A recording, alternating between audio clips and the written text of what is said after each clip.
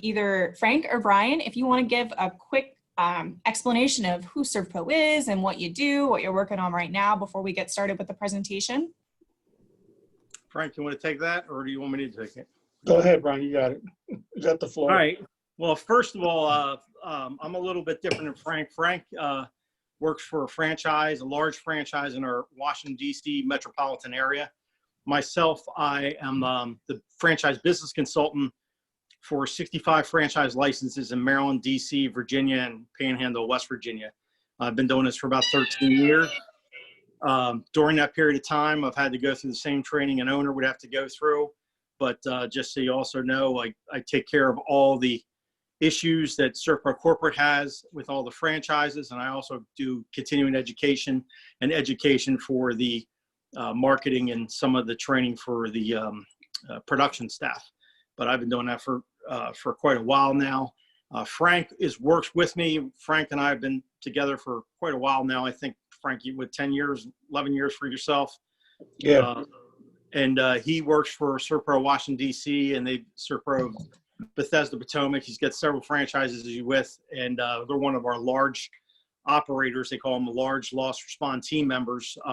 So if a disaster ever struck in the area, which has happened during the 13 years for tropical storms, hurricanes, and other events, they're a franchise that is one of the lead franchises here. We have about 7 large ones like that participate. Basically, we clean up fire, water, mold, biohazard, as we're going to go through right now and talk about and discuss. But one thing I wanted to make sure everybody understood in the PowerPoint is most people don't know the significance of biohazard, and viruses are part of that. So we've been a part of Ebola. We've been a part of many different viruses that have come up over the years, SARS, cleaning things up. So this is just another virus that we have to adjust to. So that's about it. Thank you. We're glad to have you here today to share our expertise. So looks like we've got most of our people here. If we want to go ahead and get started, I'll open up the presentation, and Brian, you can just indicate when you'd like me to change slides. And again, if anyone has questions, please chat them directly to me. That way we can get it. We'll stop about 10 minutes before 10 so we can get our questions in. All right, let me go ahead and pull up the presentation and share my screen.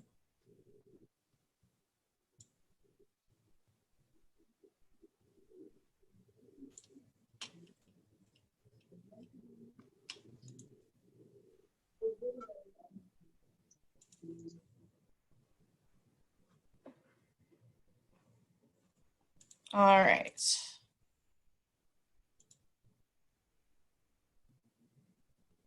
Okay, Brian, take it away. Okay, so like I said, this presentation, I have to give you a little history for all of you business owners out there and some of your chamber members out there to understand, first of all, what we do and what we clean up, and the restrictions are already put on us that we understand that we have to go moving forward. You can go ahead and change the first slide. Go to the next slide. So our course objective is to define biohazard bloodborne pathogen. The reason why both of these are together is because bloodborne pathogen is created from stuff from our bodies. Basically blood and other significant things that we produce, saliva and things, have bloodborne pathogen to that. So that's why we're going to talk about it. We're also going to define regulated waste. Some of you in your opening of your shops and things are deal with this every day in certain aspects in the restaurant industry, so we want you to understand that. Describe safety steps that need to take to prevent exposure. This is an everyday occurrence that we have to deal with. Now, today, in today's life, the new normal is we have to prevent exposure to our employees. So there's a bunch of federal standards and regulations that we're going to go over applying to biohazard cleanup, and viruses are a part of biohazard cleanup. We're going to explain the certification for this type of cleanup. Describes the characteristics of an effective biohazard cleanup technician. Not everybody can do this type of work. And sometimes, just so you know and understand, the people dying of COVID-19, just so you understand this, the virus stays in the body until the body's embalmed.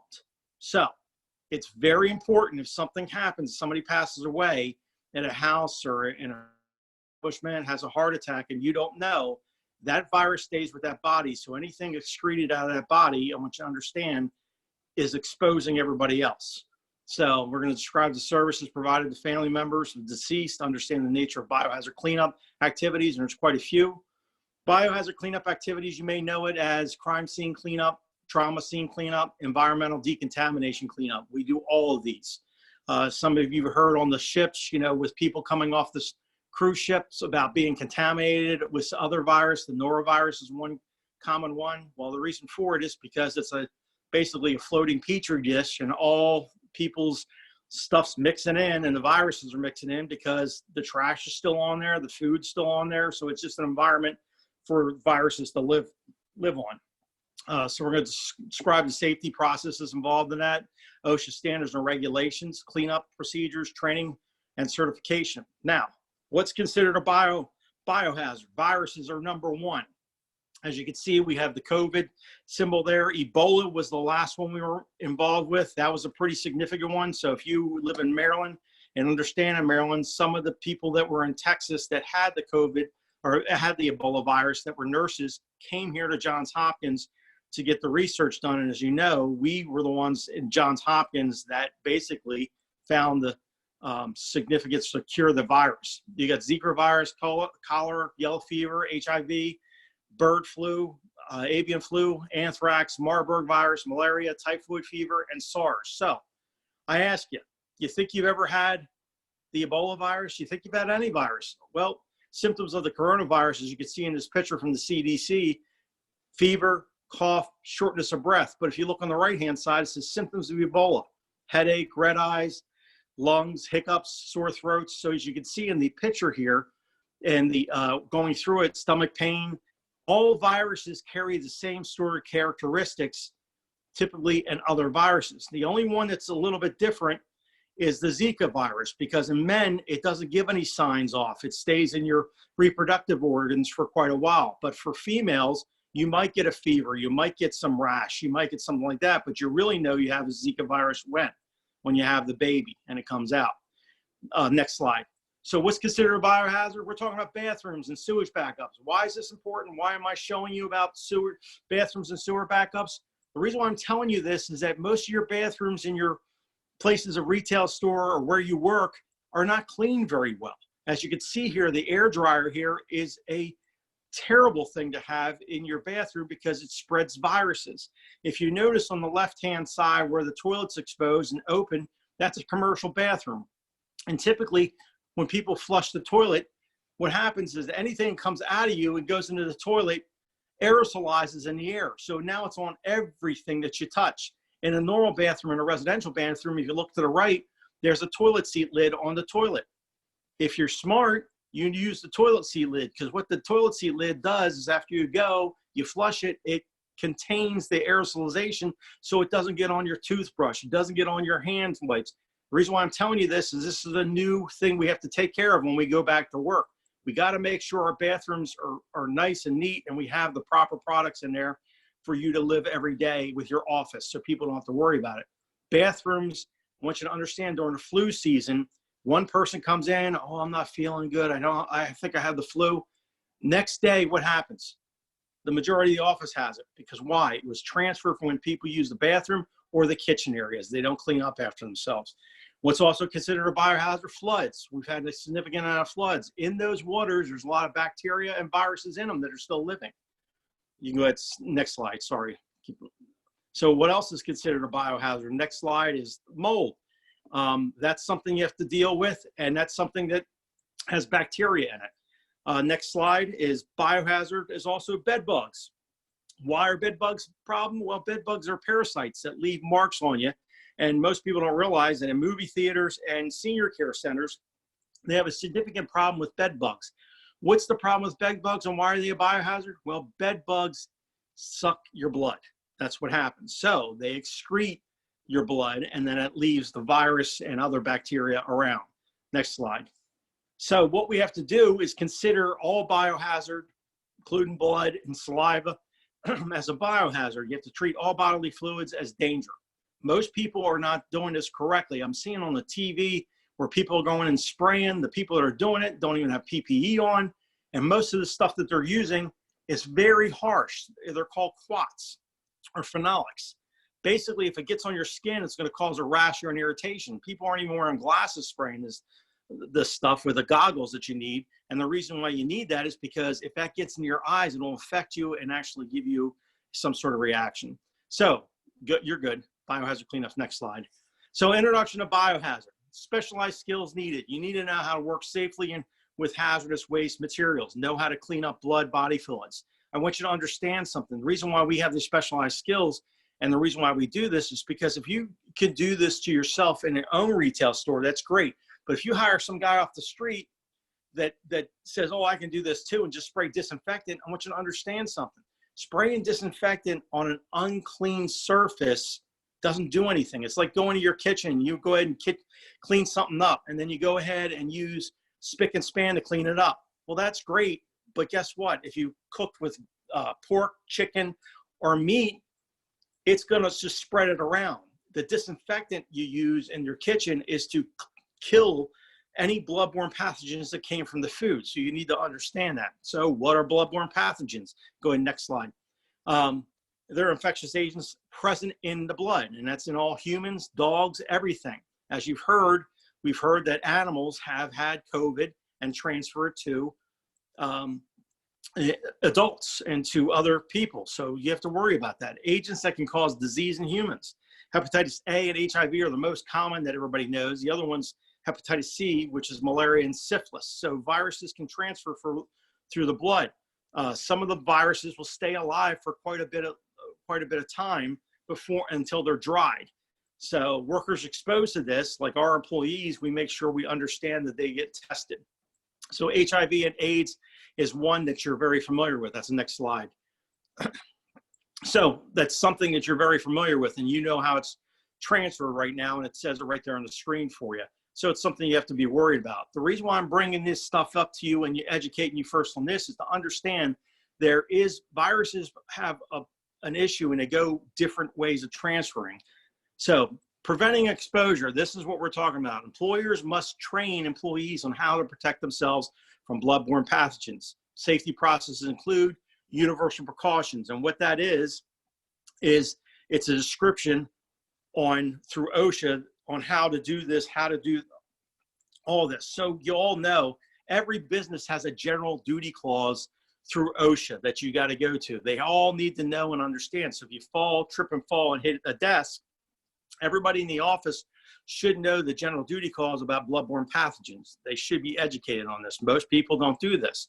You also have to put in engineering and work practice controls, housekeeping, personal protection equipment, proper handling of regulated waste. Unfortunately, we're all going to have to learn how to do this. Most people don't understand that their waste paper baskets that only get emptied out from occasionally need to be cleaned once a week. So if somebody spit in a waste paper bucket or put some stuff in there and you take it out and you dump it into a trash bag, or don't take the trash bag out and put another one in, you have to understand that those residues from food and other items leave a bacteria that starts growing. It's very toxic sometimes, that you have to understand that, and people get sick from that. Go ahead, next page. Next slide. So universal precautions, what that is it means to always be cautious. This is new. This was developed about 6 years ago. They got rid of some of this old standards. So this is universal. Everybody in the world uses this now. So if you notice on the right-hand side, it says contact precautions. You can get most of this stuff through OSHA. And what it shows is the photos now. It's not done in English and Spanish. It's done with photos. So if you see the one where it has the hand, the little blood symbol on it, people understand picture-wise what the dangers are, and that's what that explains. Next slide. So we're talking about work practice controls. Performing a work procedure in a certain manner reduces the likelihood of an employee exposure. Going back to work for all you owners and retail owners and restaurant owners, you're going to have to change the way you do business. You have to understand that your employees that are there could be exposed to your customers coming in or exposed from other employees. So you need to sit down and look at the work practice controls and make decisions on how you're going to do that. And by the way, in this PowerPoint, if we get through all this, you're going to have that information, and they can send this PowerPoint out where there's going to be links for you. And Frank, who's on this call also, can also provide you certain documents and print it up for you if asked upon. He can bring that stuff to you. So hand washing facility, this is the most important for anything.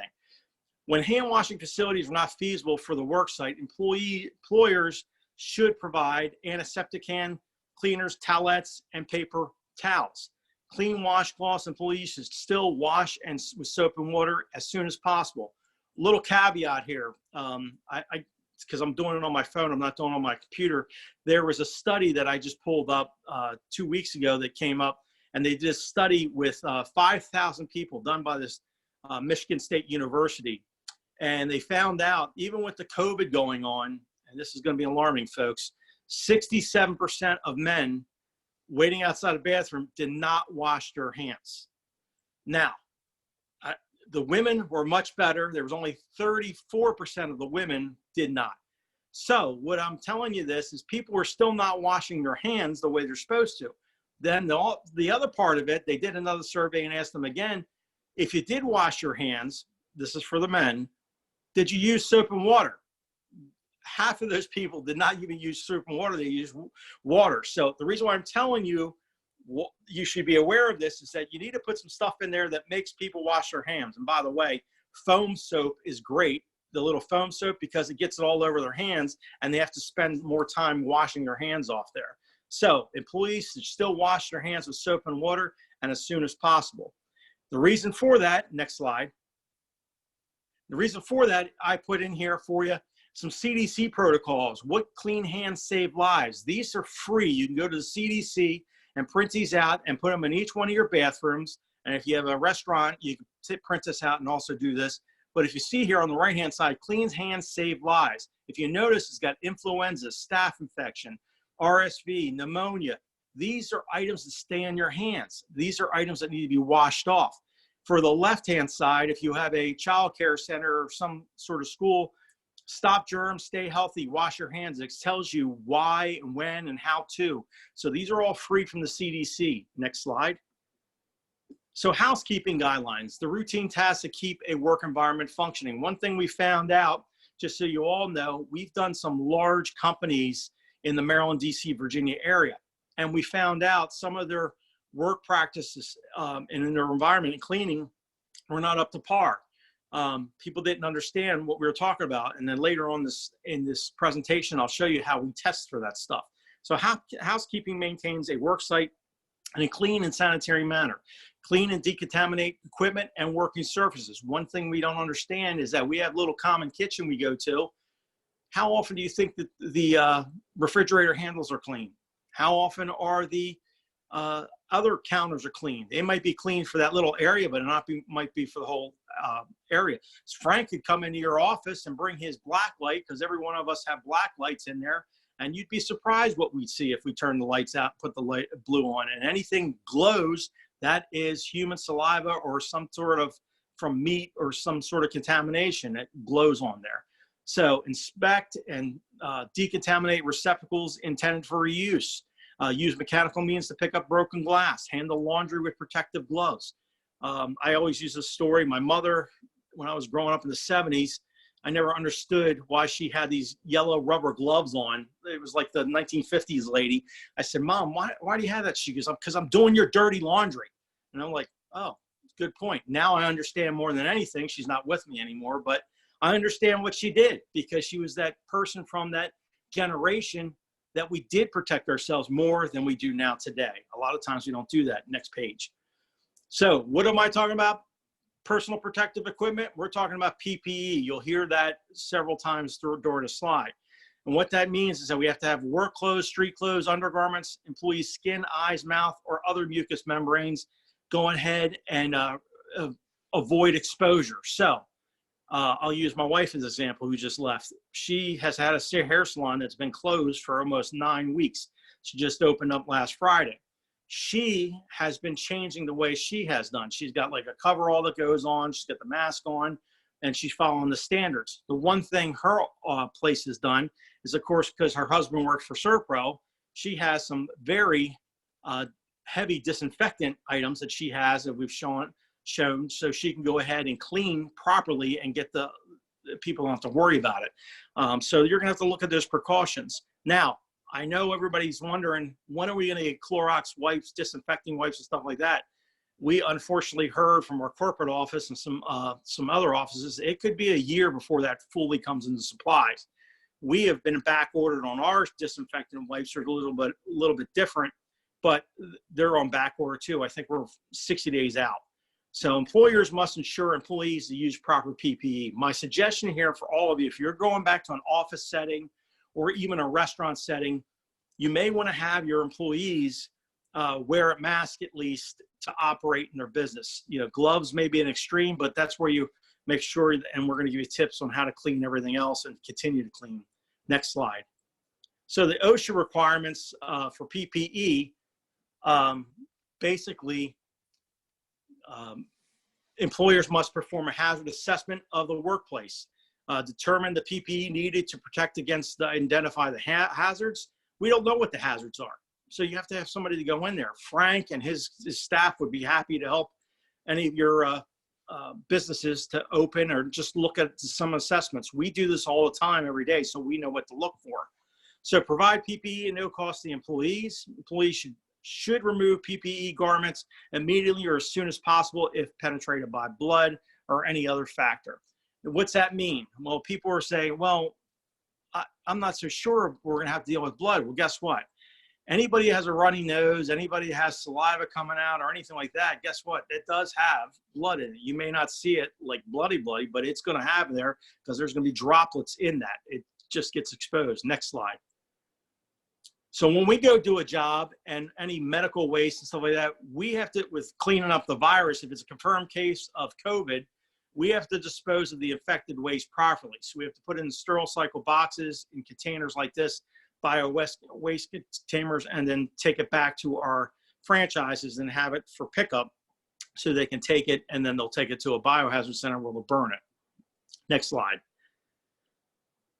So we're implementing a safety program, OSHA standards for biohazards. What we're talking about is personal protective equipment, respiratory protection, bloodborne pathogens. Next slide. What they tell employers is you're supposed to have an exposure control plan. The reason why we bring these exposure control plans into effect is that if you're a service business, if anybody's on here that's a plumbing, HVAC, any type of delivery service, any type, you're supposed to have these exposure control plans. And what they are is a plan requirements for the OSHA bloodborne pathogen standard. And what the purpose is to eliminate or minimize an employee exposure.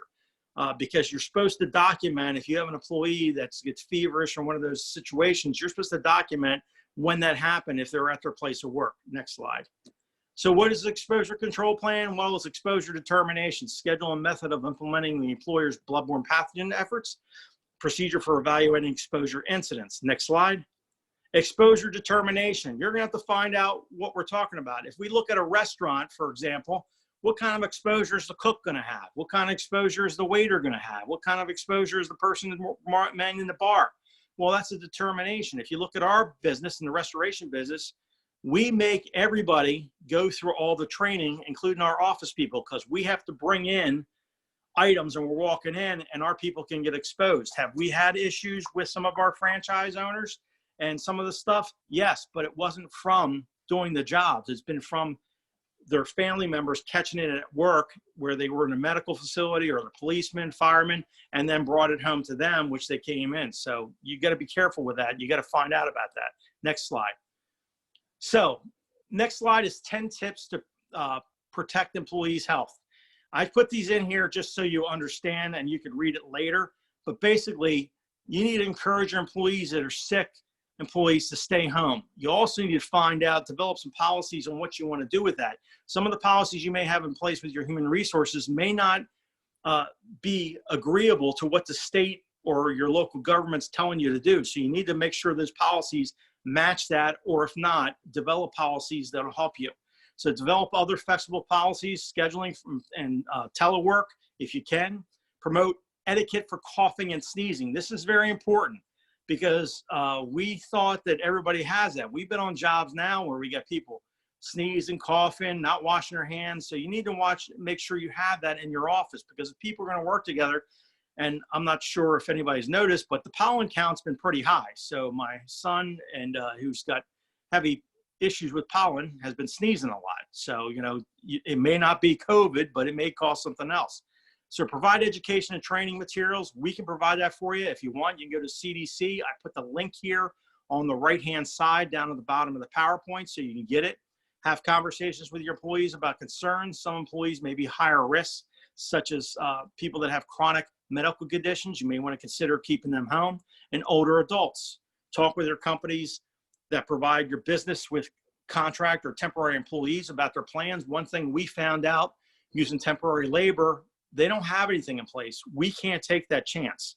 You can't either, because if they're not doing it or pre-testing and giving you that employee, you don't want to infect all your employees not knowing they're not putting anything in place.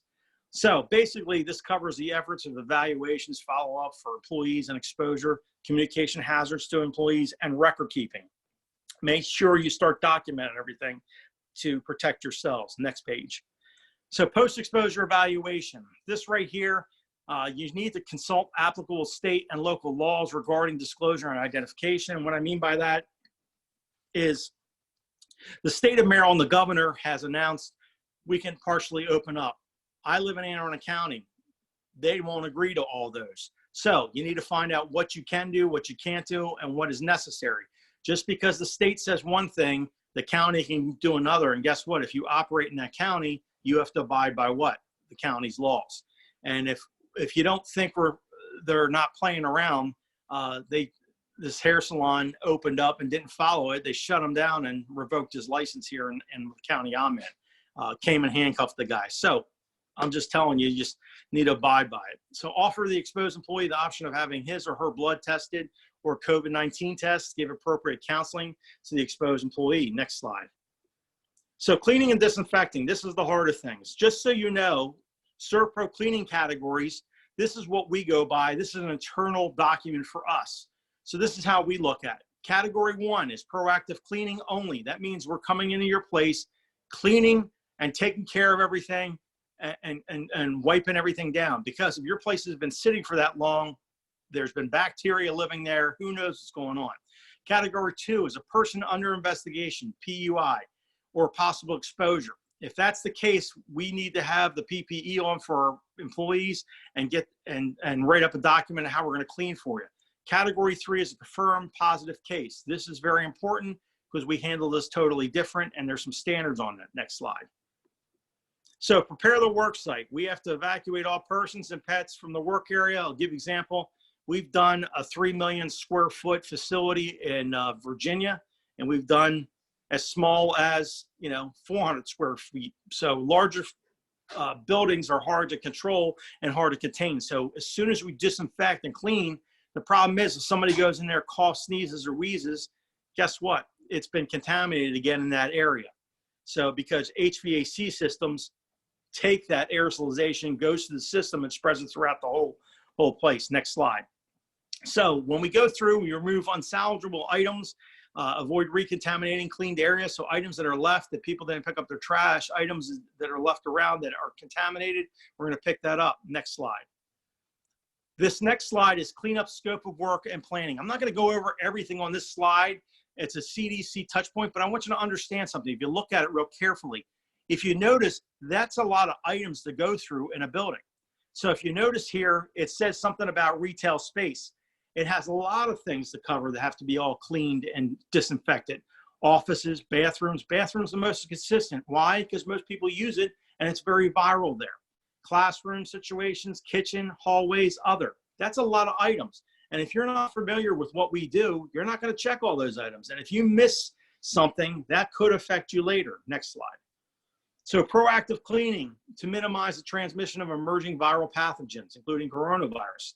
We have cleanup procedures. The first one we're going to find is cleaning of porous and non-porous surfaces. Now, not all environments have a hard surface area. Some have a porous area. Concrete is porous. So a lot of these major warehouse facilities that keep food and other contaminants, CDC recommends removing the dirt and things from the floor, that if it's a concrete floor, it's a porous floor. So you have to understand what you're looking through. Next slide.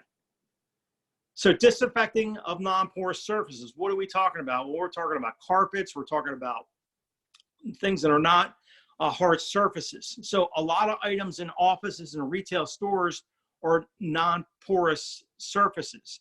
So as you know, some of the new stores that have opened up, they've had these new products that are called green products. Well, guess what?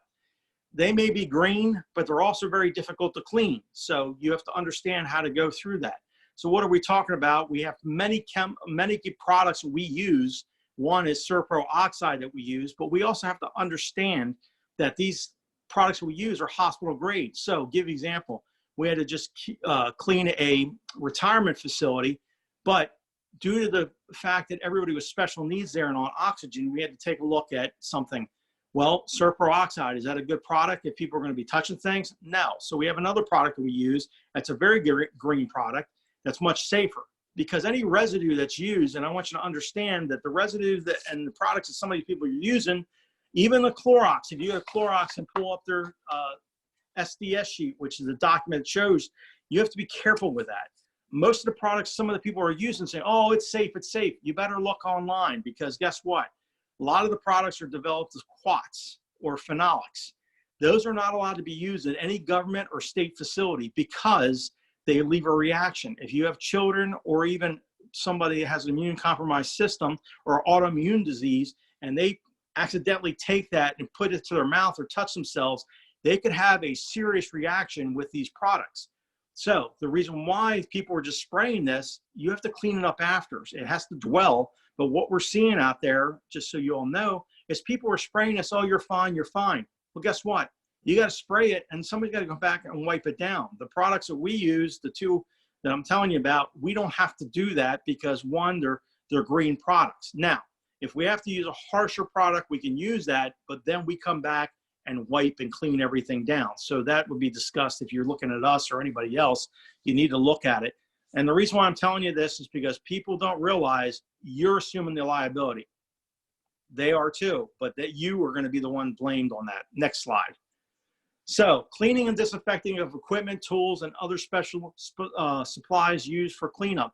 So anything that's used in your industry, anything, we clean it all up, any category, and wipe it down. And then we have to dispose of the waste. Now, if you see somebody, and I've seen this, where people are cleaning things up and then they're putting it in the regular garbage. Well, if it's a COVID case and it's confirmed, you can't put it in the regular garbage. The EPA states and the federal law states you can't do that. It's a biohazard, it's bloodborne pathogens. You have to dispose of it properly. Next page. So we're talking about non-porous materials. Clean and disinfect non-porous materials. Hard surfaces can be restored. Clean first before disinfecting. Thoroughly wet pre-cleaned surface with disinfectant. As you can see in the little picture there, that's a hard surface. This is a commercial flooring. Typically, that's what you're going to see. Next page. So non-porous is restoring hard non-porous materials, remove excessive contamination, clean affected areas with an appropriate cleaning product, disinfect with an EPA registered disinfectant. Now, real quick, we're going into most of these facilities to clean. If people were using bleach or Windex, guess what? It can react with the products we're using. So why do I tell you this? Because we have to clean it first before we use a disinfectant. If you use a disinfectant to spray stuff down, and it's not going to work unless the surface is clean. And you can go through the CDC or EPA, they'll explain that to you in detail. I don't have that much on that. So next page. How do we know what surface is clean of contaminants or bacteria? Well, we have this machine, it's called the ATP machine, okay? And what it does is that we can go quick and easy and take it and we can put it on a surface, put it in and see how much bacteria is in there. What happens is that people don't realize door handles and other measures are pretty full of contaminants because everybody's touching them. So I'm going to give you an example of one that came up. We went to here's an example of a restaurant and asking that the tables have been cleaned. Most restaurants will be rest assured that they have them cleaned, and the tables did appear to be perfectly clean. However, we swabbed the tables that looked clean and tested it. The results came back 3,000 ATP, which is just unacceptable and leads it to an explanation of unsanitary with that high. Just tons of biocontaminants on the surface, and it looked clean. But the scary thing is it wasn't clean. So this is how we know that. Why do we have these machines? Because when you're going to hospitals and you're going to doctor's offices and you go in a research facility like NIH and we go to clean it up, we need to find out what we're dealing with because those areas need to be clean and free. For your satisfaction, we have this machine to go ahead and test that. So we can tell you, I can tell you this, every time we have a biohazard training class and the guy brings this out, and then whatever facility we're doing, he swabs the door handle swab.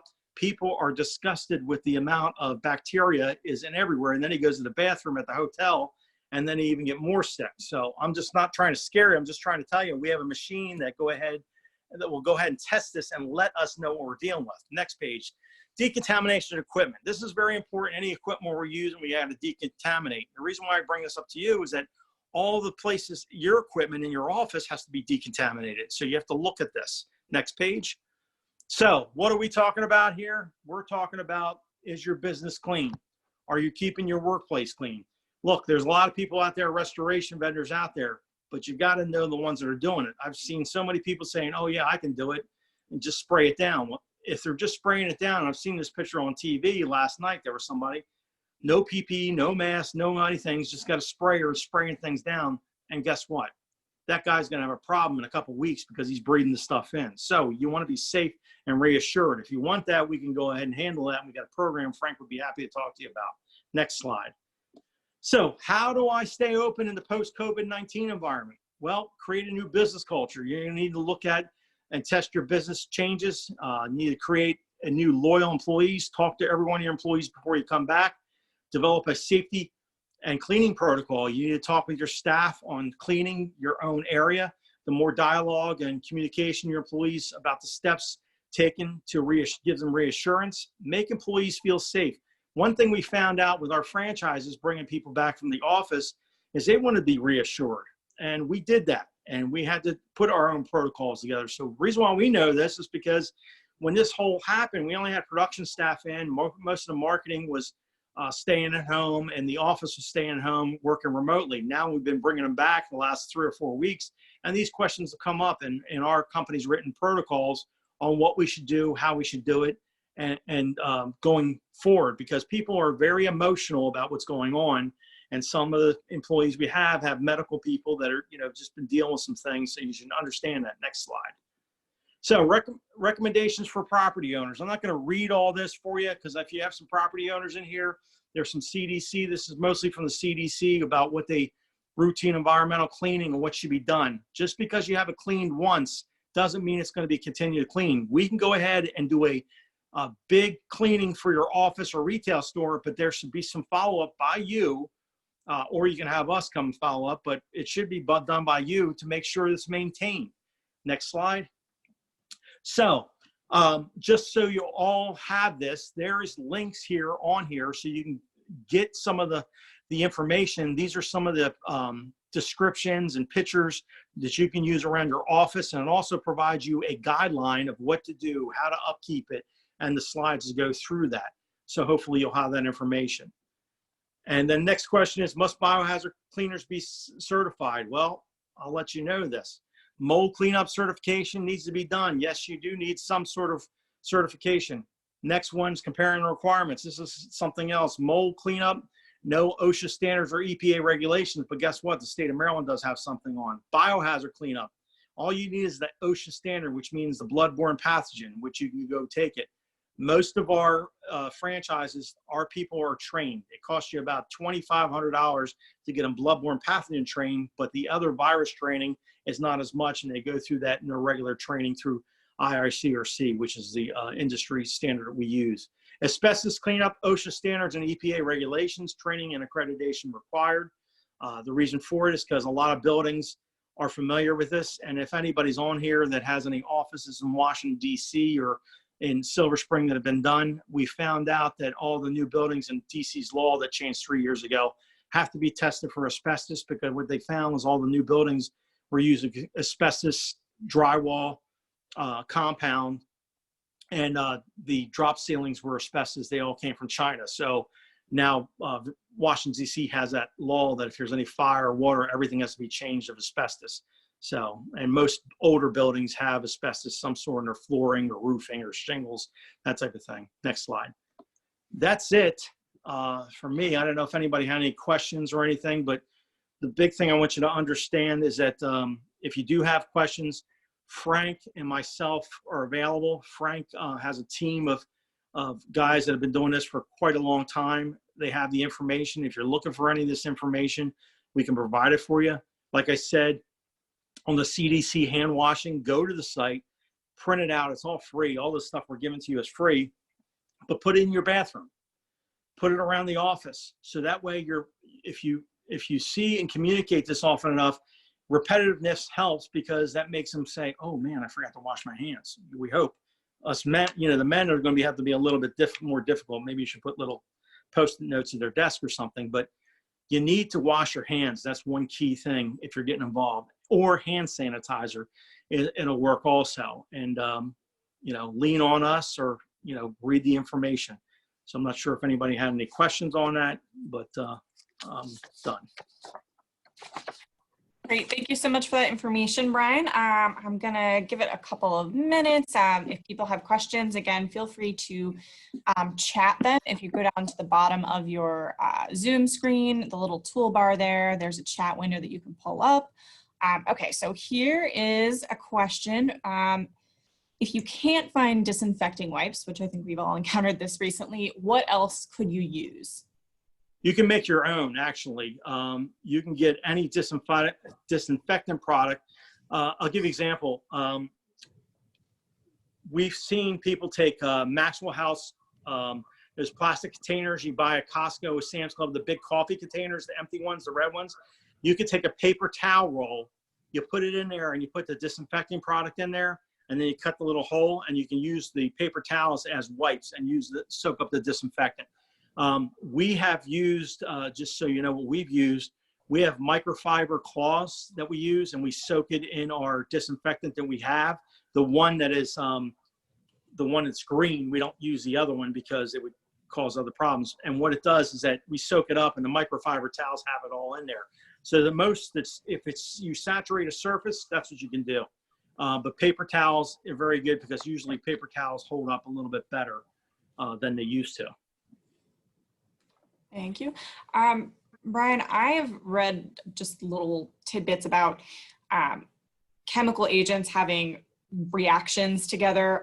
If you're cleaning, you don't know what is going to happen, creating gas that's unhealthy to breathe, that sort of thing. Can you just do a couple of those that might be common products that people have at home that they shouldn't be using together? Yeah, and that's a great question, because I'll never forget my my son and daughter going to college. We're talking about cleaning, and of course, college dorms are not that clean typically. But one thing that had to make aware of to most of the youth, and even some of the parents, you have to understand.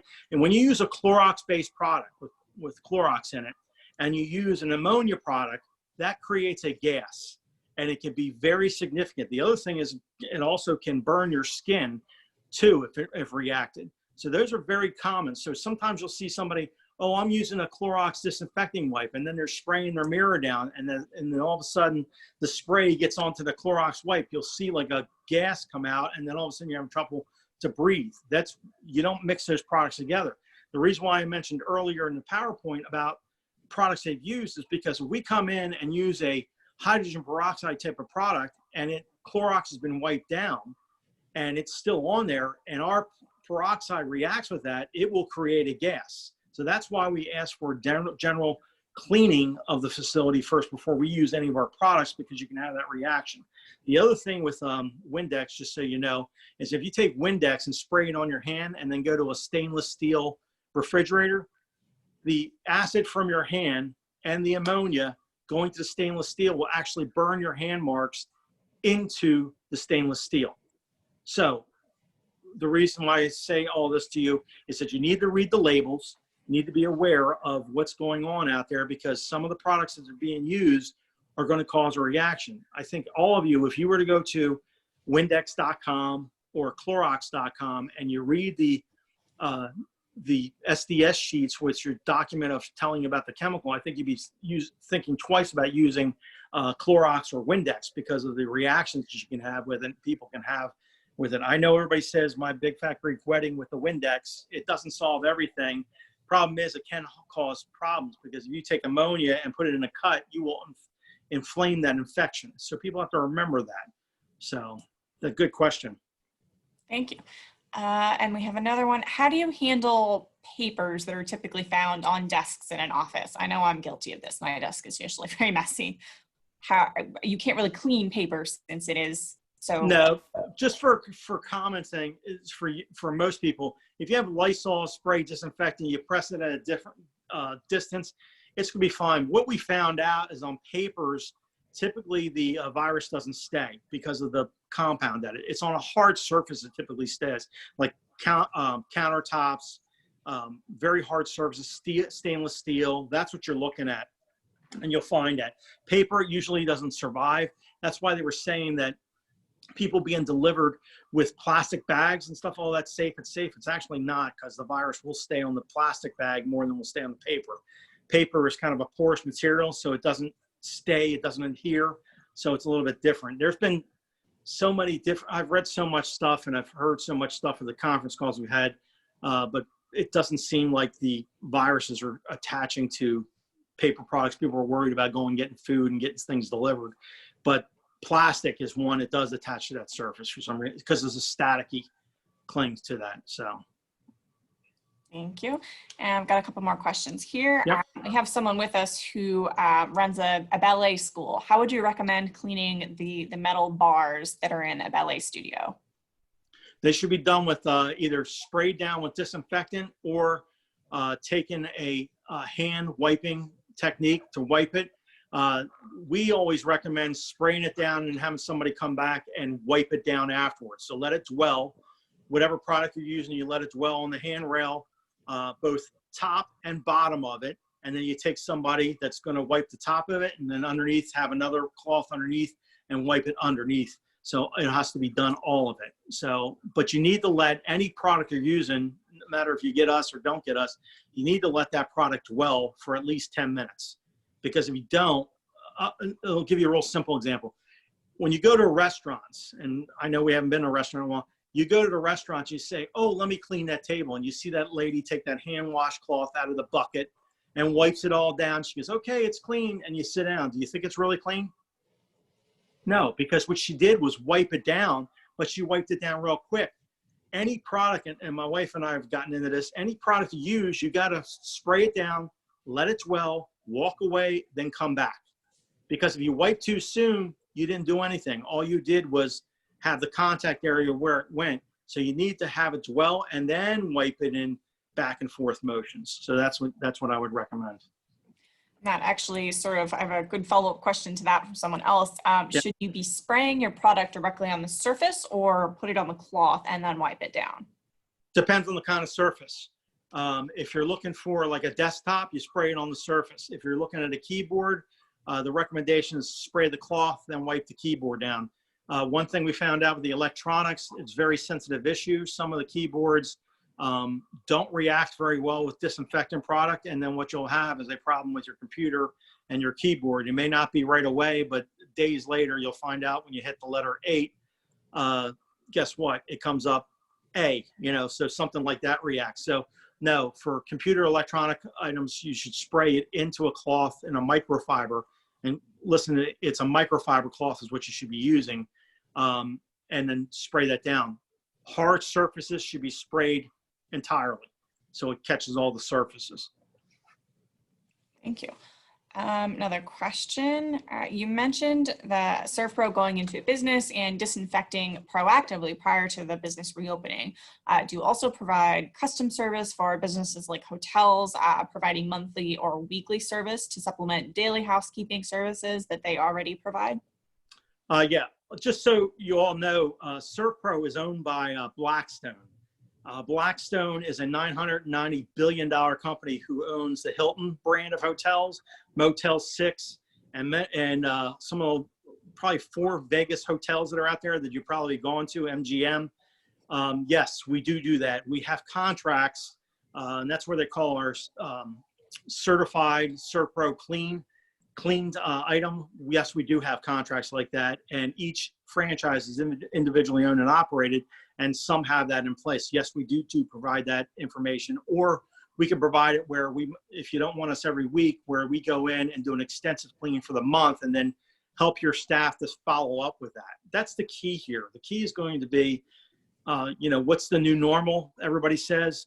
Well, there is no new normal. It's change of habits is what's got to happen. Because as you know, yes, this is the summertime, but COVID-19 is one thing, but guess what? The flu's right around the corner. So, these things, if we change this way, it'll prevent other common diseases that come into place in the future. So bacteria is the biggest thing. I don't know if you've seen a study, but most homes are not very clean. And the reason why we get sick is because our own homes are not cleaned very well and properly cleaned. So a lot of us bring our contaminants with us to work. So one thing we have to realize is that we have to start cleaning our homes correctly. And then that way those habits are exchanged there at the workplace. And you all know this. How many times you've opened a refrigerator and you're like, oh, how old's that? Something's growing on that. And that happens quite a bit. And, we have in our own office at the end of the week, at the end of Friday, they take it and they're getting rid of everything. So you better mark it just so you know. Go ahead. Yeah, I bet people are going to be a little bit more diligent about that. Oh, I think so. Yeah. Another question. Since we don't have, for Montgomery County, we don't have a solid reopening date yet, would you recommend that businesses get their spaces cleaned now before we have a concrete reopen date, or should they wait to clean it right before opening once that date is known? No, you're better off having it clean now where nobody's there, because if you have it clean now, that space will be cleaned and decontaminated. Nobody's going to be in there to disturb the environment. So the key is that you can have it thoroughly clean and then thoroughly disinfected. And it may be 2 weeks after or 3 weeks after before Montgomery County opens. But guess what? You can be rest assured that you're ready to go. The other thing we found out, and this has been in Virginia since they opened up 2 weeks ago, we found out that prior to getting into the facility, we assessed the situation. We also found out there was mold growing in some areas. We found that there was water leaks happening with the water lines. So one thing is if you can open up now and take a walk through, you may have other issues you have to address first before you go clean and disinfect. So that's one thing you have to look at. And we found that out with a huge plant in Loudoun County, Virginia, where nobody had been there for almost 8 weeks. And we found some serious issues that people left water running and other issues that caused other problems. So before we could do the 1.5 million square feet, we had to do the water damage that was done there that nobody was paying attention to. So yes, it's a good idea to do it now than later, because here's the other thing too. We know this is going to happen and everybody's going to want to open up at the same time. Well, if you're prepared to open up and ready to go, you're going to be the first person. But if you got to wait for somebody to come do your place, that's going to be a little bit more difficult. You're going to wait in line. That's a good point. And last question, I think this would be after you complete a job. Do you provide signage that employers can put up outside their businesses or their offices to show either their employees or their customers that it's safe to enter? Yeah, we provide the signage that we've cleaned it. We actually have a program that Frank can probably go into detail if anybody's interested. There's a program that we have. It's the certified SERVPRO cleaned. It's their stickers that we put on there. And then below it, we have little status stickers that when we went there and when it was done. And then we have table toppers for restaurants. We have different things for different places so they can see it throughout that we can provide that information for them once we do it. And typically, just to give you an example, we just had one franchise do it for public bathrooms in St. Michael's, Maryland. They were going to have an event, but they actually just canceled it, that they had our franchise do that. And they wanted their stickers on all the public restrooms that were done. So so they could be rest assured, but then they wound up canceling the event anyway. So, but yes, we do have that information, that stuff. Okay, great. Thank you so much. That is it for our questions, I believe. If you have any parting thoughts, feel free to leave us with those, how people can get in touch with you if they are interested in learning more. And of course, we will provide a copy of the presentation as well as a link to the recording of today's webinar to all attendees. Okay. Oh, Frank, I think you're still muted. If unmute you. Please. There you go. Am I there? Hey, I'm Frank Flaherty. I'm the marketing director here at SERVPRO of Chevy Chase Silver Spring. So if anybody needs anything, we're reachable here 24/7. So If you have an issue that even happens at 3 in the morning, you can call and we'll be there for you, okay? My number to reach me is 703-346-6525. All right, well, All we right. can include that information in the email as well. Okay. Thank you so much, Rich, and thank you so much, Brian, for the information you've provided today. And thanks everyone for joining us. Yeah, thanks a lot. Thank you. Appreciate the opportunity. Thanks. Appreciate it. Thank you.